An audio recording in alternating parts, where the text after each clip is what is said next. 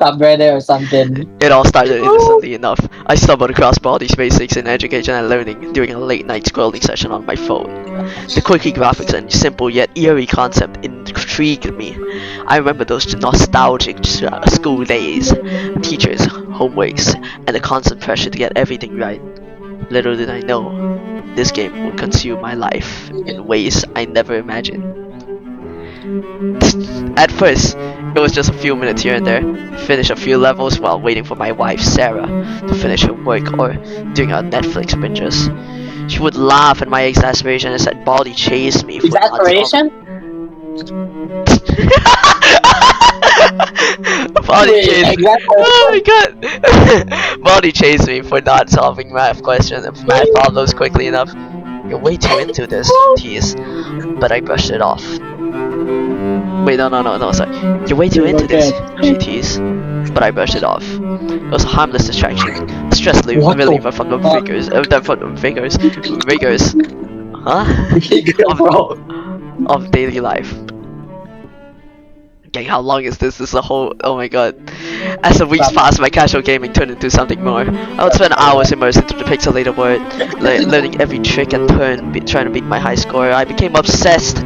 Watching tutorials and joining online forums, I found a community of fellow gamers who understood the thrill of outrunning Baldi and his friends. But in my pursuit of mastering the game, I lost sight of everything else, especially my marriage. Sarah started to notice my absence. The dinners we used to share became solitary meals as I sat glued to my screen. She walked into the room, frustration etched across her face, trying to engage me in conversation while I half-heartedly responded, my focus elsewhere. Can we watch a movie tonight? She asked. I mumbled something about the latest strategy I found online, barely glancing up on my screen.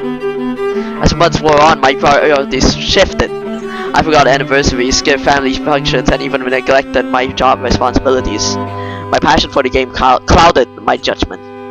I convinced myself that if I played for just a little longer, I would conquer it, unlock something new, or finally find that elusive secret ending. But every reset, every failed attempt left me more desperate. It all culminated in a night I'll never forget. Sarah approached me, tears in her eyes, and I knew this conversation was coming. I can't do this anymore. You're not here with me. I feel completely alone. Alone. She said, her voice shaking. I shrugged it off, thinking she was just overreacting. But deep down, I felt the cold grip of reality tightening again around me. I'll change, I promise. Just give me a little more time, I pleaded. But my words fell on deaf ears. She had already made up her mind. A few days later, she packed her things and left. I sat in shocked silence as the door clicked shut, the finality of it echoing in the empty house. The rush of denial swept over me. I clung to my controller, convinced that if I just played hard enough, I could fix everything. I think it uses the word exasperation again. No, it doesn't. Former paragraphs. Days turned to weeks. She would laugh at my The days turned to weeks. The game that had once brought me joy now felt like a prison. I spent countless hours running through its halls, but each time Baldi cornered me, it felt more like a failure. The sense of achievement I used to get faded away entirely. Instead of finding solace in video games, Sebastian Solos mentioned, I found only emptiness.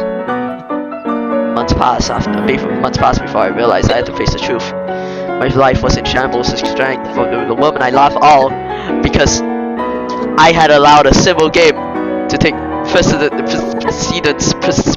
I don't know how to pronounce that, over real life connections. Picked up the phone with a trembling hand, desperately trying to reach Sarah. I don't know. Third last paragraph. Precedence, you mean? Okay, yeah, precedence. But the silence on the other end was deafening. I knew I had lost her for good, and only then did I understand the price of my assertion.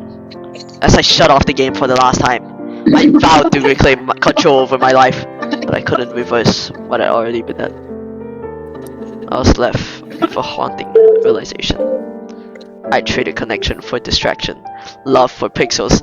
Now all that remained was a bittersweet memory of what once was, and a painful journey ahead to find my way back to reality. That's crazy, man. How do you get how do you get that addicted to body space?